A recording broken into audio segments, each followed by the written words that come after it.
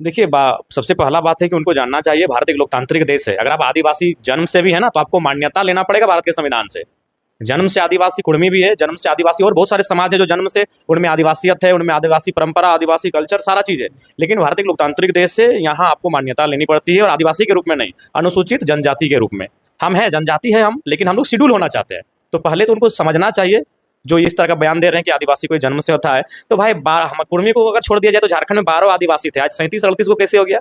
बाकी जो 20-22 को कहाँ से पैदा हो गया? बाल काट दिया गया। हाँ, अगर पैदा नहीं होता है, एक्चुअली वो लोग शेड्यूल किया गया, वो भी आदिवासी थे लेकिन उनको शेड्यूल किया गया। जैसे अभी अर्जुन मुंडा, वो तमाड़िया है, वो मैंने आदिवासी सूची में शामिल नहीं थे, शेड्यूल ट्राइब की सूची में, उन्हें हाल ही फिलहाल सूची में शामिल किया गया। उसके बाद जो लोग ये बयान दे रहे हैं, विशेषकर जो अगर निशा दी बोल रही थी और भी बहुत सारे लोग बोल रहे हैं, तो चलिए वो या तो वो उरांव है या मुंडा है या संथाल है, जो भी है, अगर आदिवासी जन्म से पैदा होता है तो आप फिर असम में आदिवासी क्यों नहीं है? देखिए, इनको लगता है कि वही लोग पढ़ते लिखते हैं, हम लोग तो कुछ जानते नहीं है। असम में संथाल, उरांव, मुंडा ओबीसी है। तो अगर आप आदिवासी जन्म से हैं तो वहाँ ओबीसी क्यों है? आसाम में ओबीसी क्यों है? संथाल, मुंडा, उरांव जो झारखंड में शेड्यूल ट्राइब है, बिहार में भी शायद शेड्यूल ट्राइब है, और बंगाल, उड़ीसा में भी शायद शेड्यूल ट्राइब है। झारखंड में तो खैर कन्फर्म है, हम लोग चूंकि झारखंड के हैं, लेकिन असम में यही समाज जो झारखंड में शेड्यूल ट्राइब है, यानी अनुसूचित जनजाति है, वह असम में ओबीसी है, बैकवर्ड है।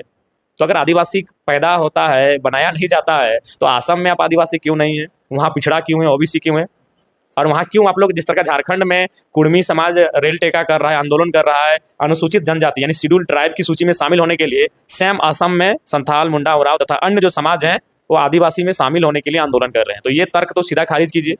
सही बात है, जन्म से ही वो आदिवासी होता है, लेकिन लोकतांत्रिक देश में आपको सूचीबद्ध होना पड़ता है, आपको उस सूची में शामिल किया जाता है, उस सूची में आना पड़ता है। और झारखंड राज्य बना ही था सरकारी और गैर सरकारी आदिवासी कुर्मी। सरकारी आदिवासी यानी जो सरकारी सूची में है, और हम लोग गैर सरकारी, तो बस हम लोग गैर सरकारी से सरकारी जो सूची है, शेड्यूल, उस सूची में अपनी उपस्थिति दर्ज कराना चाहते हैं। तो इसलिए वो तर्क जो है वो तथ्यहीन है। अगर उनको इतना ही बहस करना है तो वो असम चले जाएं, वहाँ संथाल है, मुंडा है, उरांव है, वो ओबीसी है।